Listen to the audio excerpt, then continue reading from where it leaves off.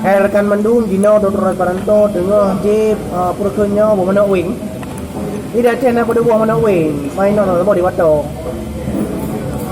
Berosa Rotoro wate tanggal 2 bulan 12 warbe 20 sa berosa namo kampung daerah Lamun daerah Lamlo yang tidak lemua bermana wing. Naik teh mangan. Yang itu dia aju Lamun na sabo ha tak jimpang kan. Na sabo mana wing kita lemua. Nyo murah-murah saja. Nhây lắm là phải về mai kan bom nhây nó itu be ya murah-murah saja. Jadi harapan mandum ya lape-lape kira-kira yang kalian kawin insyaallah lo yang lape-lape kira-kira yuan ya betul. Nya untuk coding ya untuk coding jadi betul nya untuk coding nya khasiat indah tu nyamun. Jadi harapan mandum nya khasiat urunnya tu nyamun na model lah model yang pakai teh buah mano kampung pakai teh pakai apa pakai usule kan.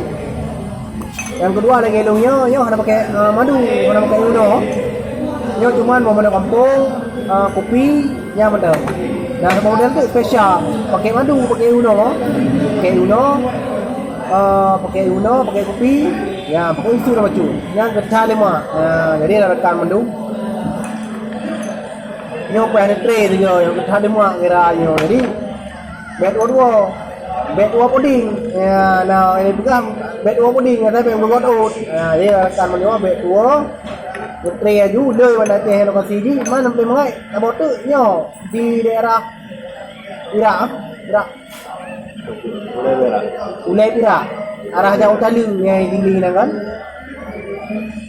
yang harga daerah 8 bay atau 10 bay tergantung tapi nyai lama cek 8 bay lalu ni nomor berapa letak lemak kira aju ukuran goyang boleh ukuran itu memang goyang boleh jadi rekan mendung bet dua lebih juga murah-murah 70 rupiah saya bem logo tu mendang kan lemak tegak saya jadi kan nyicip untuk dalam main bola kan latihan macam-macam saya yang main bola tegak apa tu. Ya, jadi channel itu Aceh Eksploitasinya dikarenakan channel itu fokus sebarkan Aceh ke 5 benua. Amerika, Asia, Afrika, Australia, Eropa. Jadi untuk cari mendung jama-jama dari luar yang nak rojak kena Aceh mendung.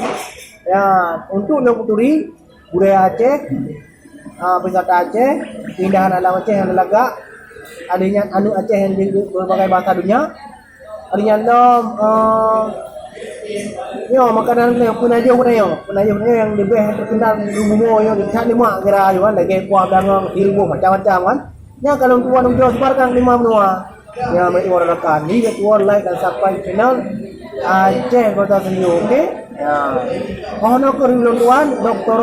Esperanto Aceh ala siro urung yang dari Aceh sebarkan wisata Aceh budaya Aceh alanya anu Aceh alinya raja-raja Aceh, ali yang kubu-kubu raja-raja Aceh ke 5 buah benua.